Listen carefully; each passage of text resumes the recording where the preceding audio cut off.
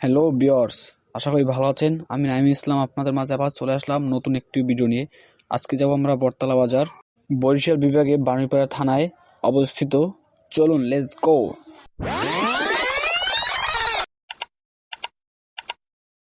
তো গাইস শুরু করি। আমরা চলে আসলাম পবন বাজার। আমাদের পবন বাজার থেকে গাড়ি করে গন্তব্যস্থানে যেতে হবে। আমার সাথে আরেকজন আছে, রূপম। তো আমরা গাড়ির জন্য অপেক্ষা করতে আছি। তো আমরা অনেকক্ষণ পবন বাজার ঘোরাঘুরি করার পর একটা গাড়ি পাই। আমাদের পবন বাজার থেকে গাড়িতে যেতে হলে আমাদের জনপ্রতি ভাড়া লাগে 35 টাকা করে। তো আমরা গাড়িতে উঠে পড়লাম। তো আপনারা প্রশ্ন করতেই পারেন যে রাত্রিবেলা কেন ব্লগ করতেছি আমি। কারণ আমি বটতলা বেশি একটা যাই না। তো রূপম আর আমি চিন্তা ভাবনা করলাম আজকে যাই, ঘুরে আসি। তো তারই সাথে সাথে আপনাদের ভিডিওটি করা হলো আপনাদের জন্য। তো গাইস, বলতে বলতে আমরা বটতলা বাজার চলে আসলাম। শুরুতে দেখতে পাচ্ছেন মাছ বাজার।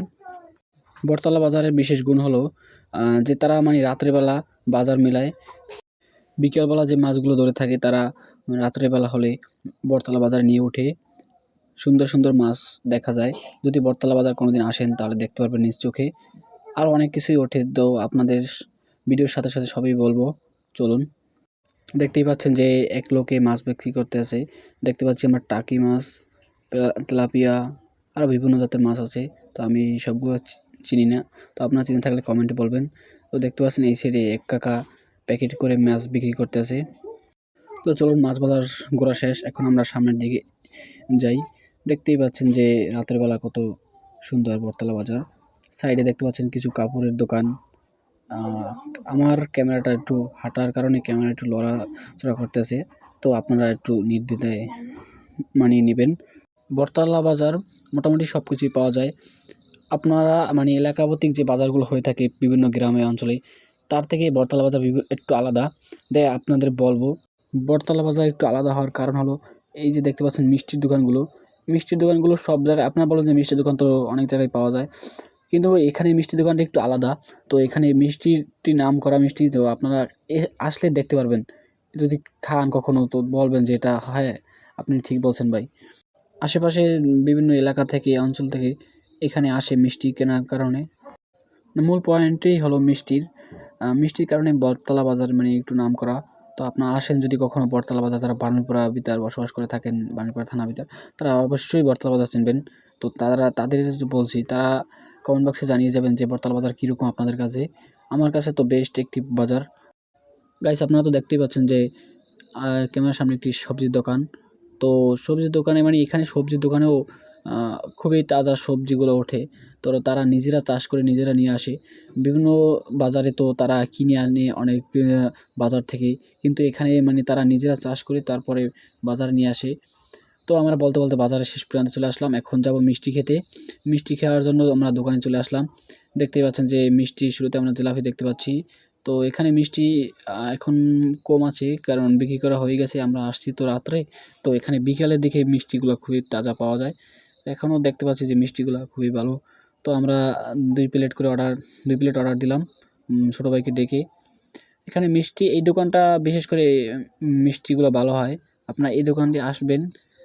বটতলা বাজার আসলেই ব্রিজের পাশেই দেখতে পারবেন দোকানটি। শুরুতেই মিষ্টি এই দোকানটি, তারপরে ভিতরে বাজার, ওই সাইডে বাজার আছে, আপনারা তো দেখছেনই। তো মিষ্টি খাওয়া শেষে আমরা চলে আসলাম একটি চটপটির দোকানে। তো আমরা চিন্তা করলাম সবসময় চটপটি তো খাই, আজকে একটা ভিন্ন ধরনের আইটেম হোক। তো আজকে অর্ডার করে দিলাম চিকেনের জন্য আমরা ওয়েট করতে আছি। সে তৈরি করতে আছে। তো কিছুক্ষণ ওয়েট করার পর চিকেন চলে আসলো আমাদের জন্য। তো শুরুতে আমি টেস্ট করে দেখতে আছি যে কীরকম লাগে চিকেন। বটতলা অনেকবার আসা হয়েছে, কিন্তু চিকেন কখনো খাওয়া হয় নাই। এই ফার্স্ট টাইম আমি চিকেন খাচ্ছি বটতলার। তো মোটামুটি ভালোই লাগলো আমার কাছে। মোটামুটি বেশি একটা ভালোও না, আবার খারাপও না, মোটামুটি ভালো লাগছে। কিন্তু বিশেষ করে বটতলা মিষ্টিটা খুবই বেস্ট, আমি খেয়ে দেখলাম, আপনারা আসবেন। তো আজকে এই ট্রিটটা আমাদের রূপম ভাই আমাকে দিচ্ছে খুব বিশেষ একটি কারণে, সেটা আজকে আর না বলি।